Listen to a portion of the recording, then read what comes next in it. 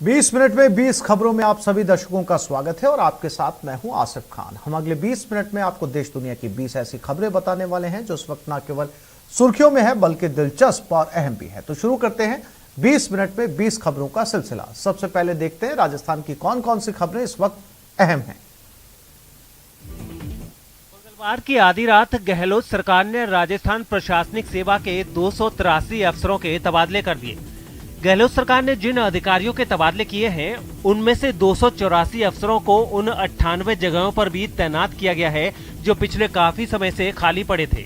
इसके अलावा बड़ी संख्या में जिले के ग्रामीण क्षेत्रों में तैनात उपखंड अधिकारियों को भी बदला गया है। जिलों में तैनात 111 एसडीएम बदल दिए गए हैं। इतना ही नहीं, तहसीलदार सेवा के 24 अफसरों को राजस्थान प्रशासनिक सेवा की कनिष्ठ वेतन श्रृंखला में पदोन्नत भी कर दिया गया है। खास बात यह है कि गहलोत सरकार ने प्रियंका गोस्वामी को जीएडी से हटाकर राज्य सूचना आयोग में सचिव बनाया है। यूडीएच में संयुक्त सचिव त्रिभुवन पति को कॉलेज शिक्षा में अतिरिक्त आयुक्त की जिम्मेदारी दी गई है। जेडीए में अतिरिक्त आयुक्त श्रुति भारद्वाज को जल संसाधन में संयुक्त सचिव लगाया गया है। इसके साथ ही सरकार ने 3 जिलों में नए डीएसओ भी नियुक्त किए हैं। दरअसल राज्य सरकार ने ये तबादला लिस्ट जारी कर एक तरफ जहां जन प्रतिनिधियों को खुश करने की कोशिश की है, वहीं लापरवाह अफसरों को ये संदेश भी दिया है यदि फ्लैगशिप योजनाओं का लाभ आमजन को नहीं मिलेगा तो सरकार तबादला करने में देर भी नहीं करेगी। इन कारों की हालत देखकर रूह कांप जाती है और थड़ी के अंदर घुसे इस ट्रेलर को देखकर अंदाजा हो जाता है कि इसने किस कदर कहर बरपाया है। थड़ी में घुसे ट्रेलर और हुलिया बिगड़ी हुई कारों की ये तस्वीरें जयपुर दिल्ली नेशनल हाईवे पर अलवर तिराहे से आई हैं। बताया जा रहा है कि इस थड़ी पर हर रात की तरह मंगलवार की रात भी कई लोग चाय पीने के लिए रुके थे। इसी बीच तेज रफ्तार से ये ट्रेलर यहां आकर बेकाबू हो गया और 2 कारों को टक्कर मारने के बाद ये थड़ी के अंदर जा घुसा। इस हादसे में जहां दोनों कारों की तस्वीर बदल गई, वहीं थड़ी का भी हाल बेहाल हो गया। ट्रेलर की इस टक्कर की वजह से 2 लोग जख्मी हुए हैं, जिन्हें शाहपुर के राजकीय अस्पताल में भेज दिया गया था। अभी मैं रुका साइड में गाड़ी दबा करके, मेरा कोई मिलने वाला आ रहा था रिश्तेदार थे, मैंने रोक ली साइड में। एक ट्रेलर झूलता हुआ आया, इस गाड़ी को आगे तक गिरा। एक मारुति पास में खड़ी थी, उसको भी साथ में घसीट के लिया। मैं बड़ी मुश्किल से दौड़ के मेरी जान बचाई। राजसमंद झील में वाटर स्पोर्ट्स की अनौपचारिक शुरुआत के साथ ही यहाँ हादसों की भी शुरुआत हो चुकी है। लहरों पर रफ्तार का रोमांच उठाने के चक्कर में 2 लोगों के पानी में गिरने की ये तस्वीरें 3-4 दिन पुरानी जरूर हैं, लेकिन इसी हादसे के बाद झील प्रशासन पर ये सवाल उठने लगे हैं कि ऐसे हादसों के लिए जिम्मेदार कौन होगा। दरअसल जिस स्पीड बोट से यह हादसा हुआ था उस वक्त उसका रजिस्ट्रेशन भी नहीं हुआ था। खास बात यह है कि जो 2 लोग उस हादसे में पानी में गिरे थे उसमें से एक आईएएस सुशील कुमार है, जिनका अब तबादला भरतपुर जिला परिषद के सीईओ पद पर हो गया है। ऐसे में सवाल ये उठता है कि राजसमंद झील में अनौपचारिक तौर पर शुरू हुई राइड कितनी सुरक्षित है, और जब बड़े अधिकारी ही हादसे का शिकार हो जा रहे हैं तो फिर आम लोगों का क्या होगा। अभी तक जो लाइसेंस रिन्यू इनको और फिटनेस और अन्य कार्रवाई, हालांकि जरूर इनकी इंस्पेक्शन की कार्रवाई पूरी हो गई है, लेकिन अभी तक रजिस्ट्रेशन की जो कार्रवाई है इन स्पीड बोट्स और इनकी, ये अभी तक पूरी नहीं हो पाई है। ऐसे में ये जो झील में फिलहाल जो गतिविधियां संचालित हो रही है, इन पर कहीं न कहीं सवाल खड़े हो रहे हैं। अलके सनाड, न्यूज 18 राजस्थान, राजसमंद। काले और बदबूदार पानी में खड़े ये लोग शासन प्रशासन से इतने नाराज हैं कि इन्होंने विरोध का वही तरीका खोज निकाला है जिससे इन्हें हर पल 2-4 होना पड़ता है। शासन प्रशासन के विरोध में प्रदर्शन करने वाले लोगों की ये तस्वीरें चूरू के सादुलपुर के ग्वालिसर गांव से आई हैं। यहाँ के लोगों का कहना है कि जिस बारिश का वो महीनों से इंतजार कर रहे थे, जिस बारिश से उनकी किस्मत बदलने वाली थी, उसी बारिश की वजह से अब उनका जीना दोभर हो गया है। दरअसल बारिश की वजह से गाँव की गलियों में पानी जमा हो गया है और खास बात यह है कि इस पानी की निकासी का कोई इंतजाम भी नहीं है।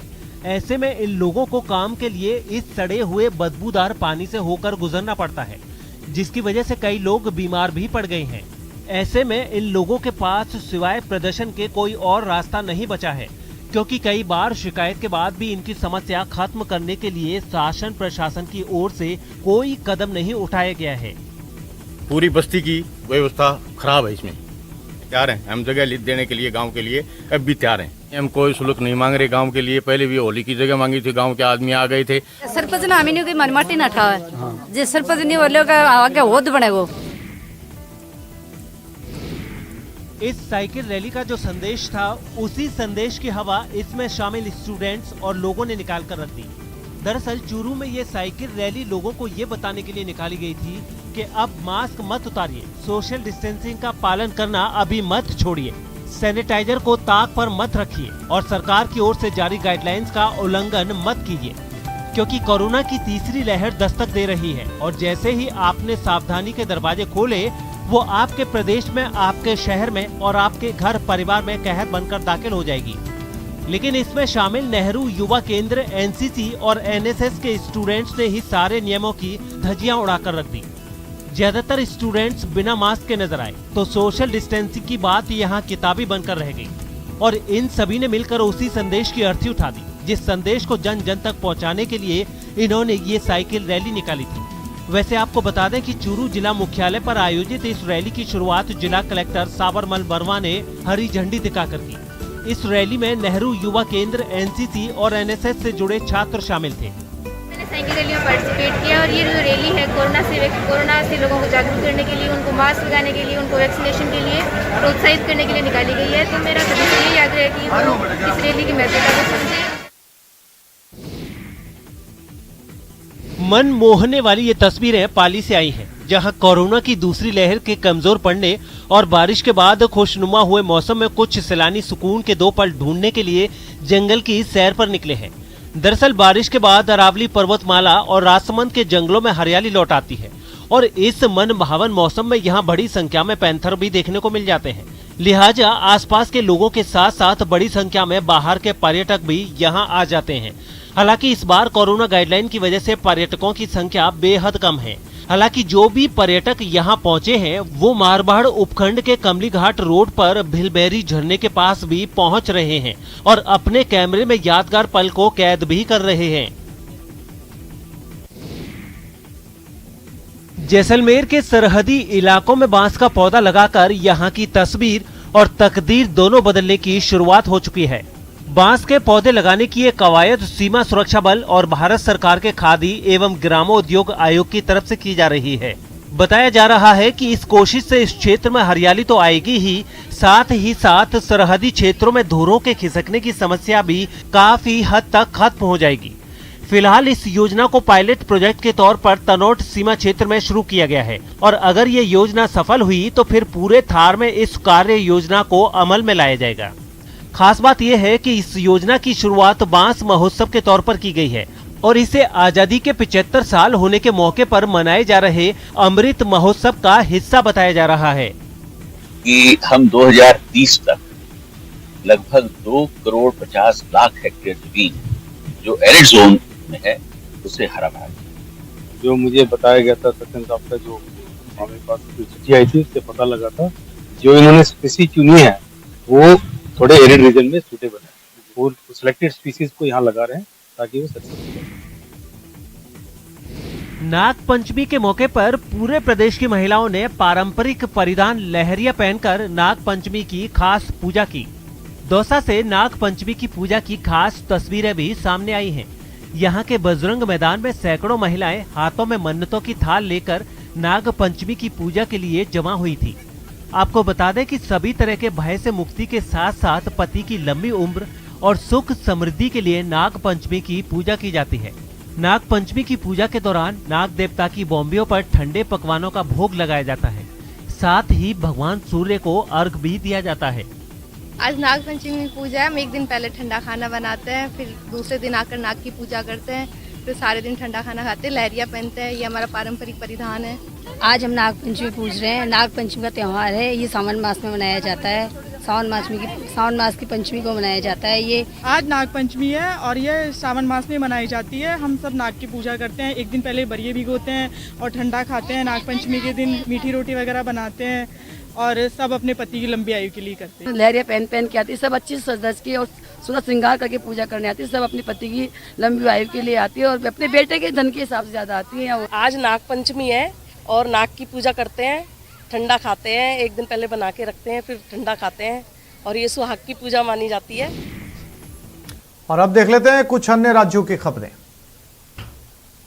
ಬಸವರಾಜ ಬೊಮ್ಮಾಯಿ ಎಂಬ ಹೆಸರಿನ ನಾನು ಕಾನೂನಿನ ಮೂಲಕ ಸ್ಥಾಪಿತ ಭಾರತ ಸಂವಿಧಾನದ ವಿಷಯದಲ್ಲಿ शपथ लेने से पहले बम्बई ने अपने दिन की शुरुआत कुछ नेताओं के साथ बालाब्रुई गेस्ट हाउस के पास अंजनेय मंदिर से की।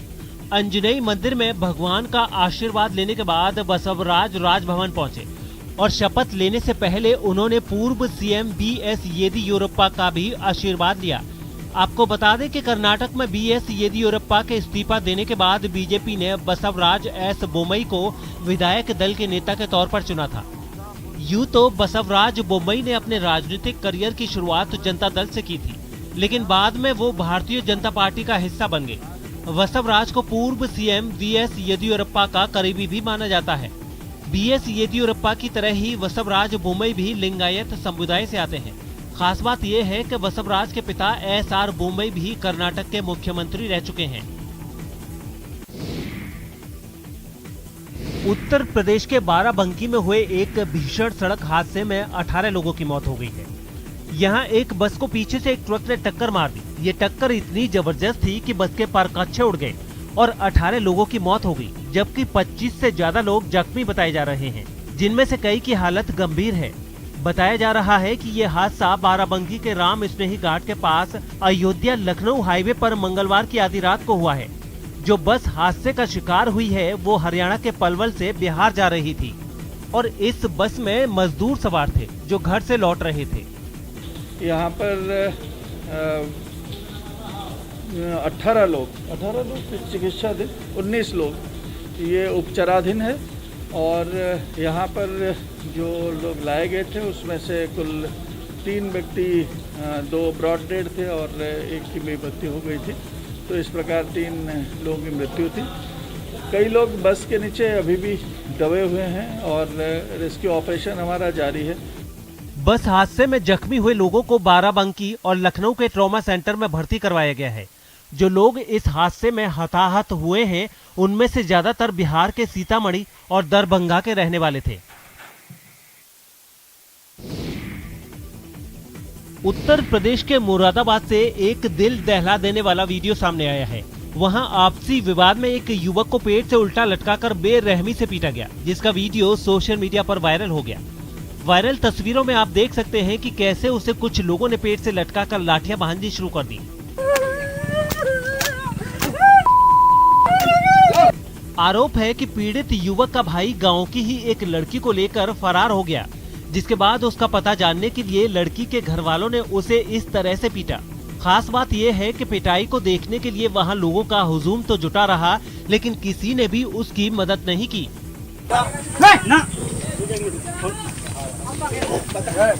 घटना का वीडियो वायरल होने के बाद पुलिस ने मामला दर्ज कर लिया। अभियोग पंजीकृत कर लिया गया है और एक अभियुक्त की गिरफ्तारी की जा चुकी है। वीडियो में मौजूद बाकी आरोपियों की भी पुलिस तलाश कर रही है। यूपी के सीतापुर से रोंगटे खड़े कर देने वाली कुछ तस्वीरें सामने आई हैं। वहां एक फैक्ट्री में भीषण आग लगने से हड़कंप मच गया।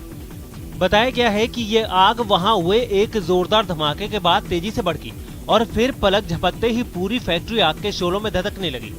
इस भयंकर आग ने पूरी इमारत को चारों ओर से अपनी गिरफ्त में ले लिया। इन उठती लपटों को जिस किसी ने भी देखा उसका कलेजा कांप उठा। आसपास के पूरे इलाके में घना काला धुआं छा गया।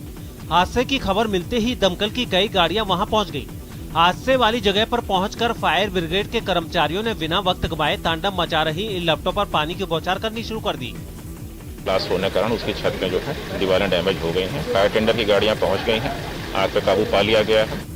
कुछ घंटों की मेहनत के बाद दमकल विभाग के लोगों ने आग को बुझा दिया। इस हादसे में फैक्ट्री की इमारत का एक बड़ा हिस्सा तो बर्बाद हुआ ही, साथ ही उसमें रखा सारा सामान जलकर राख हो गया। उत्तर प्रदेश के इटावा से चौंकाने वाली तस्वीरें सामने आई हैं। वहां भारी बारिश से जहां लोगों को भीषण गर्मी से राहत मिली, तो वहीं उनकी मुसीबत भी बढ़ गई। इसकी नौबत तब आई जब जिले के कई इलाकों में घंटों तक आसमान से पानी बरसा, जिसका नतीजा ये हुआ कि कई इलाकों में बाढ़ जैसे हालात बन गए। भारी बारिश ने शहर के अंडरपास को ऐसा डुबोया कि कोई भी उसे आसानी से पार नहीं कर सका। इस चुनौती का सामना खुद प्रशासन की कुछ गाड़ियों को करना पड़ा। जब वो बीच में ही फंस गई तो उन्हें भी दूसरी गाड़ियों की तरह मशीन से खींचकर बाहर निकाला गया। वहां से गुजर रहा एक ऑटो रिक्शा तो चलते चलते बंद ही हो गया, जिसके बाद उसमें सवार लोगों को उसे धक्का देना पड़ा। इन हालात में उस मशीन को वहां खड़ा कर दिया गया, क्योंकि एक एक कर कई गाड़ियां वहां पानी में फंसती चली गईं। वहीं पैदल चलने वाले एक दूसरे का हाथ पकड़कर किसी तरह इस मुसीबत से बाहर निकले। इसी तरह की तस्वीरें दूसरे इलाकों से भी सामने आई हैं। मध्य प्रदेश के ग्वालियर से हैरान कर देने वाला वीडियो सामने आया है। यहाँ सरकारी स्कूल के खुलते ही बंदरों के एक झुंड ने धावा बोल दिया और पूरे स्कूल में आराम से घूमते नजर आए। यहाँ तक कि प्रिंसिपल के ऑफिस में घुसकर एक बंदर के बच्चे ने उनकी सीट पर कब्जा जमा लिया और उसे तहस नहस कर दिया, जिसे बाद में डंडा दिखाकर भगाया गया।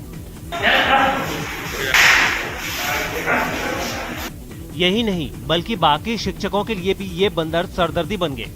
एक टीचर के तो कंधे पर चढ़कर बंदर बैठ गया।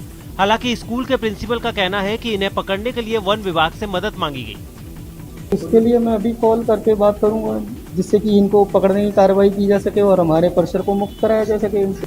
10वीं और 12वीं के बच्चों के लिए लंबे वक्त बाद खुले स्कूल में बंदरों का आतंक यही नहीं थमा। बंदरों ने 2 लोगों को काट भी लिया, जिन्हें पैर में चोट आई है। मध्य प्रदेश के श्योपुर से रोंगटे खड़े कर देने वाली कुछ तस्वीरें सामने आई हैं।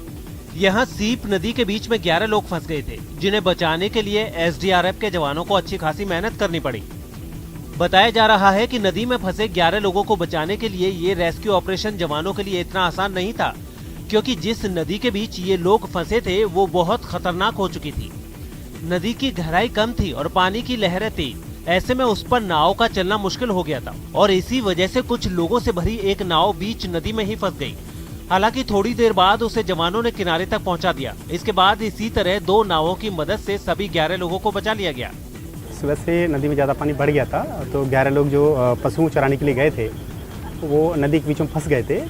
बताया गया है कि ये सभी लोग सीप नदी के टापू पर गए थे, लेकिन अचानक नदी का पानी बढ़ गया और वो लोग वहीं फंस गए।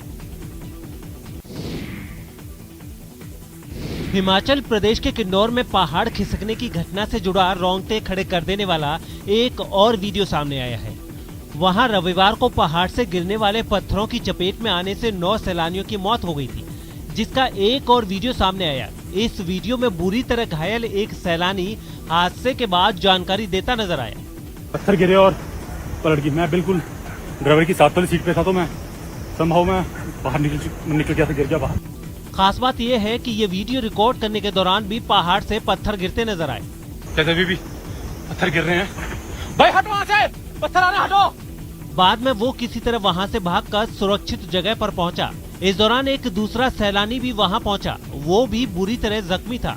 शिरलो बराय और मैं नवीन, हम दोनों अभी सर्वाइव कर पाए। हमें खिड़की से बाहर हम गिर गए थे, तो किसी तरीके से हम बच गए। कुछ देर बाद दोनों ने गाड़ी में फंसे लोगों तक पहुंचने की कोशिश शुरू की, लेकिन हालात ऐसे थे कि वो आगे नहीं बढ़ पाए और उन्हें वापस ही लौटना पड़ा। मुझे गाड़ी नजर नहीं आ रही है, मुझे लगता है नीचे रिवर तक गई है, तो हम ये सेफ एरिया नहीं है और काफी आगे तक हम वापस जा रहे हैं। इस दौरान वो दोनों बार बार पुलिस और इमरजेंसी हेल्पलाइन को फोन कर मदद मांगते भी नजर आए। इस वीडियो में मोहाली के रहने वाले नवीन और एक और शख्स पूरी घटना के बारे में बता रहा है। आपको बता दें कि इस घटना में 9 टूरिस्ट की मौत हो गई थी, जिनमें राजस्थान के भी 4 लोग थे। खास बात यह है कि किन्नौर में जिस जगह मिट्टी और चट्टानें गिरी वो चीन की सीमा तक जाने वाला सबसे अहम रास्ता है, जिसका इस्तेमाल सेना भी करती है। और अभी ये तय नहीं हो पाया है कि रास्ता दोबारा कब खुलेगा, क्योंकि सड़क और पुल को फिर से बनाने के लिए अभी भूगर्भ विशेषज्ञों की टीम सर्वे करके ये पता लगा रही है कि मिट्टी और चट्टान गिरने की वजह क्या थी। आंध्र प्रदेश के कडप्पा में टीपू सुल्तान की मूर्ति लगाने के फैसले का विरोध कर रहे बीजेपी के कई नेताओं को पुलिस ने गिरफ्तार कर लिया। बीजेपी ने आरोप लगाया है कि प्रदेश की जगन मोहन रेड्डी सरकार हिंदुओं की भावनाओं के खिलाफ काम कर रही है और इसी मामले को लेकर प्रदेश अध्यक्ष सोमू वीर्राजू की अगुवाई में बीजेपी के कई कार्यकर्ता धरने पर बैठ गए। इन्हीं कार्यकर्ताओं को हटाने के लिए पुलिस ने सख्ती बरतनी शुरू की तो प्रदर्शनकारी धक्का मुक्की करने लगे। इसके बाद बीजेपी कार्यकर्ताओं ने घेरा बना लिया ताकि पुलिस पार्टी के प्रदेश अध्यक्ष तक न पहुंच सके, लेकिन पुलिस धीरे धीरे आगे बढ़ते हुए सोमू वीर्राजू तक पहुंच ही गई। बाद में उन्हें गिरफ्तार कर पुलिस ने अपनी गाड़ी में बैठा लिया उनके साथ पार्टी के कुछ और नेताओं को भी इस तरह थाने ले जाया गया।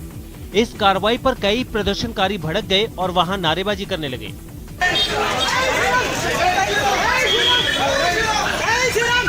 इससे पहले प्रदर्शनकारी वहां धरने पर बैठे दिखाई दिए।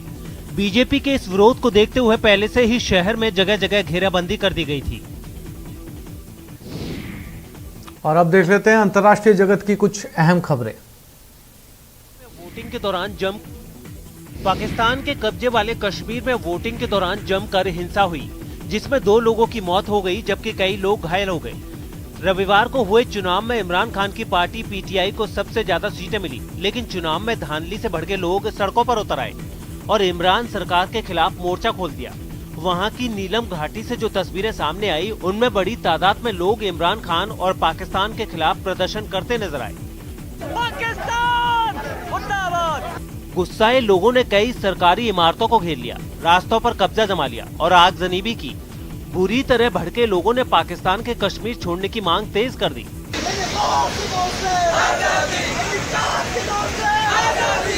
लोगों ने इमरान खान पर सेना की मदद से जबरन वोट डलवाने और धांधली करने का आरोप भी लगाया।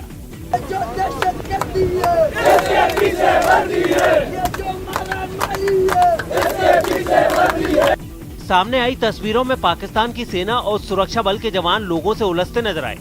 बड़ी तादाद में मौजूद जवानों ने लोगों को घेर लिया। इस दौरान वहां गोली चलने की आवाजें भी सुनाई दी।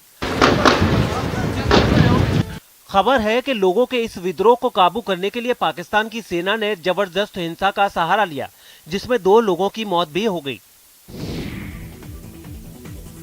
इटली के उत्तरी इलाके में क्लाइमेट चेंज का ऐसा भयानक असर देखने को मिला कि वहां टेनिस बॉल के साइज के ओलों की बरसात हो गई। वैसे तो इटली के इस हिस्से में गर्मियों में ओले गिरना आम बात है, लेकिन मौसम वैज्ञानिकों का कहना है कि इस साल जिस साइज के ओले गिरे, जितनी बार गिरे और जिस ताकत से गिरे, वो कतई आम नहीं है। और इसका सबूत सामने आई तस्वीरों से भी मिल गया, जिनमें ओले पत्थर बनकर ऐसे बरसे कि उनसे गाड़ियों की विंड स्क्रीन चकनाचूर हो गई। विंड स्क्रीन में ही दरारें आ गईं तो सामने दिखना बंद हो गया। इसका नतीजा ये हुआ कि हाईवे पर फर्राटे से दौड़ने वाली गाड़ियां एक कतार से खड़ी नजर आईं। बताया गया है कि ओले गिरने की वजह से इटली के मिलान और नेपल्स शहर को जोड़ने वाले हाईवे के कुछ हिस्सों को कुछ देर के लिए बंद भी करना पड़ा। ओलों की बौछार इतनी ताकतवर थी कि उसके आगे सिर्फ गाड़ियां ही ढेर नहीं हुई। इटली के मिलान में तो मौसम की मार के आगे कई फीट ऊंची एक क्रेन तक टिक नहीं पाई और पास की 6 मंजिला इमारत की छत पर जा गिरी। खास बात यह है कि गाड़ियों की विंड स्क्रीन पर लगा शीशा आसानी से नहीं टूटता, लेकिन इटली में ओलों का आकार और रफ्तार उस पर भी भारी पड़ा, जहां बताया गया है कि 1.5 से 2 इंच व्यास वाले ओले 50 किलोमीटर प्रति घंटा की रफ्तार से गिरे, जिनसे गाड़ियों के शीशे चकनाचूर हो गए और टूटे शीशों की चपेट में आकर दर्जनों लोग घायल भी हो गए।